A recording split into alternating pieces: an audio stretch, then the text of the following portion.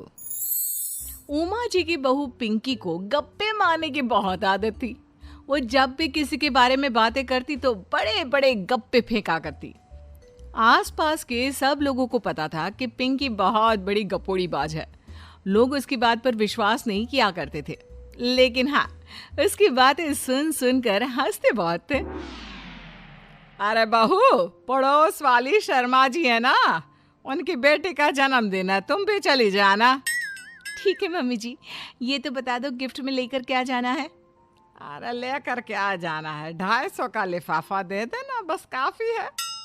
अरे मम्मी जी, अच्छा लगेगा क्या? पड़ोसी हैं हमारे, हमें कुछ बड़ा लेकर जाना चाहिए। अरे बहू, इतना काफी है। जानती हैं आप, मेरे मायके में जब पड़ोस में किसी की बर्थडे होती थी ना, तो मम्मी कुछ ना कुछ गोल्ड का ही देकर भेजती थी। पड़ोसी के बर्थडे में सोना? कैसी बातें करती हो। और नहीं तो क्या, आपकी तरह थोड़ी ना लिफाफा पकड़ा दिया। पिंकी शर्मा जी की बेटी के जन्मदिन में चली जाती है। अरे आज तो बड़ी सुंदर लग रही हो साड़ी में। जी मैं तो लहंगा पहनकर आने वाली थी, मम्मी जी नहीं मानी। अरे बेटा, बर्थडे पार्टी में तो साड़ी चल जाती है, मेरा मतलब कोई शादी थोड़ी ना है। कैसी बात कर रही हैं आप आंटी जी? मेरे मायके में तो छोटे छोटे फंक्शन भी हम लोग लहंगा बनवाते थे बुटीक से, डिजाइन करवा कर। चाहे पड़ोस में किसी का जन्मदिन हो, मेरी मम्मी हमेशा बुटीक से नया लहंगा डिजाइन करवाती थी। मैंने तो ऐसा कहीं नहीं देखा, ये तो तुमने आज बड़े कमाल की बात बताई। अरे जाने दीजिए, कोई बात नहीं। और बताइए, आपकी बेटी नजर नहीं आ रही? अरे भाभी, मैं यहाँ हूँ, ये देखिए मेरा ड्रेस कैसा लग रहा है। ठीक ही है, मतलब बर्थडे के हिसाब से थोड़ा हल्का है ना। अरे भाभी, इतना सुंदर गाउन पहना है मैंने। मैं ना शादी से पहले अपने बर्थडे पर हमेशा जरी वाला लहंगा पहना करती थी, यही मैं तुम्हारी मम्मी को भी बता रही थी। इसके बाद केक काटने का प्रोग्राम शुरू होता है। सब लोग इकट्ठे हो जाते हैं। शर्मा जी की बेटी का केक देखकर पिंकी से रहा नहीं जाता। उसके अंदर का गपोड़ी बाज बाहर निकल कर आ जाता है। अरे इतना छोटा सा केक! अरे बेटा, मेहमानों के हिसाब से ही है, जितने लोग इतना बड़ा केक। आंटी जी, कम से कम 4 या 5 मंजिल वाला केक तो बनाना चाहिए था। आपकी बेटी का बर्थडे रोज रोज थोड़ी ना आता है। मेरे बर्थडे पर हमेशा पापा 4 केक बनवाते थे, सारे केक 4-4 मंजिल के होते थे। वहां पर सारे लोग उमा जी के मोहल्ले के ही थे और वो पिंकी के गप्पे मारने की आदत से अच्छी तरह वाकिफ थे, इसलिए सब लोग उसकी बात सुनकर हंसने लगे, लेकिन किसी ने पिंकी से कुछ नहीं कहा। एक दिन सुबह सुबह पिंकी ने अपनी सास से कहा, मम्मी जी, मेरे मम्मी पापा मुझसे मिलने के लिए यहाँ आ रहे हैं। अरे वाह, ये तो बहुत अच्छी बात है। उनके आने की तैयारी करो, अच्छा अच्छा खाना बनाओ। वैसे कब तक आएंगे? मम्मी जी फ्लाइट से आ रहे हैं, कल शाम को 4 बजे की फ्लाइट है। फ्लाइट? लेकिन बेटा, तेरा मायका तो यहाँ से 2 घंटे की दूरी पर है। तेरे मम्मी पापा फ्लाइट से कब से आने लगे?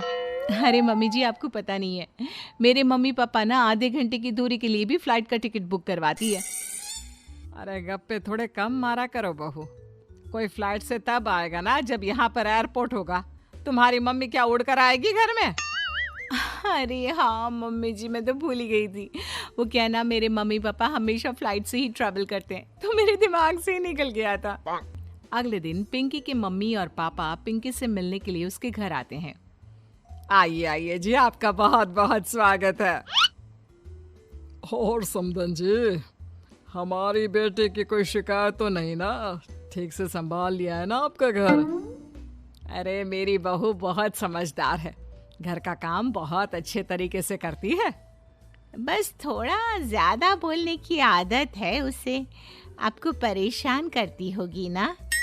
बात तो आपकी सही है, उसकी थोड़ा ज्यादा नहीं बहुत ज्यादा बोलने की आदत है। लेकिन कोई बात नहीं, आपकी बेटी दिल की बहुत अच्छी है, बस थोड़ा बोलती ही तो ज्यादा है।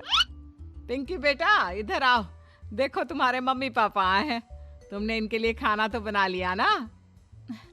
वो क्या है ना मम्मी जी, आपसे एक बात कहनी थी। हाँ हाँ बोलो बहू, क्या बात है, डरने की कोई जरूरत नहीं। वो मम्मी जी, मैंने सोचा मम्मी पापा आए हैं तो खाना बाहर से मंगवा लेती हूँ। अरे कोई बात नहीं बेटा, वैसे भी तुम किचन में काम करने लग जाती तो अपने मम्मी पापा से बात कब करती। बहुत अच्छा किया। अब तुम अपने मम्मी पापा के साथ बैठकर आराम से बात करो, मैं अंदर जाती हूँ।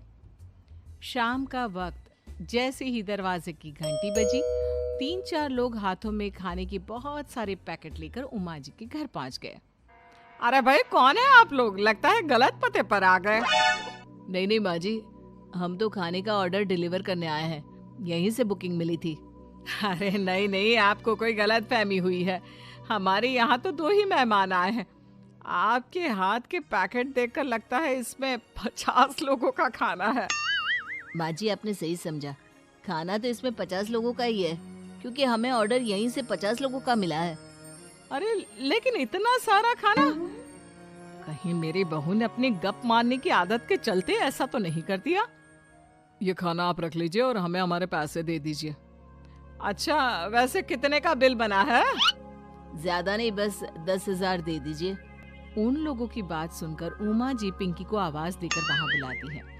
जैसे ही पिंकी वहां आती है, खुश होते हुए उन लोगों को वहां पर खाना रखने के लिए कहती है। अरे इतना सारा खाना क्यों मंगवाया बहू? अरे मम्मी जी, मैंने आपको बताया तो था, मम्मी पापा आए हैं तो मैं खाना बाहर से मंगवा रही हूँ। ये बात सही है बेटा, लेकिन 2 लोगों के लिए 50 लोगों का खाना? अरे मम्मी जी, कुछ कम पड़ जाए तो अच्छा थोड़ी ना लगता है, और मेरे मायके में तो ऐसा ही होता है, एक्स्ट्रा खाना मंगवाते हैं हम लोग। तभी पिंकी के मम्मी और पापा वहां पर आते हैं। अरे बेटा, एक्स्ट्रा खाना मंगवाने का मतलब ये थोड़ी ना होता है कि 2 लोगों के खाने के लिए 50 लोगों का खाना मंगवा लो। और बेटा, तुम्हारी गप मारने की आदत के चलते 10,000 का बिल आया है, तुम्हें नहीं लगता ये गलत है? देखो बहू, बढ़ा चढ़ाकर बातें करना अपनी जगह, लेकिन इतनी बड़ी बड़ी फेंकना भी गलत है ना। पहली बात तो इतने सारे पैसे लगे, और दूसरी बात खाना वेस्ट होगा।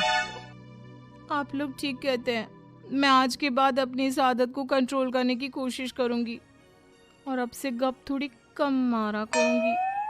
पिंकी की बात सुनकर सब लोग हंसने लगे।